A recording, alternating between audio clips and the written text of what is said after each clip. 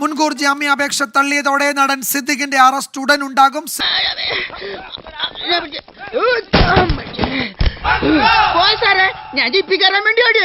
Best ജാതകം ആരുടെ?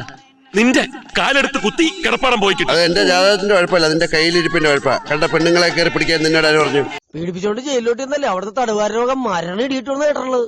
സിദ്ദിഖ് താമസിക്കുന്ന ഹോട്ടലിനടുത്തേക്ക് അന്വേഷണ സംഘം എത്തിയിട്ടുണ്ട്. പുറത്തിറങ്ങാൻ പറ്റാത്ത സ്ഥിതിയായല്ലോ ഈശ്വര. അറസ്റ്റ് ചെയ്യാൻ ക്രൈംബ്രാഞ്ച് മേധാവി കൊച്ചി പോലീസിന് നിർദ്ദേശം നൽകി. സിദ്ദിഖ് വിദേശത്തേക്ക് കടക്കാതിരിക്കാനുള്ള നടപടികളും അന്വേഷണ സംഘം സ്വീകരിച്ചു. ജാങ്കോ, നീ അറിഞ്ഞ ഞാൻ പെട്ടു.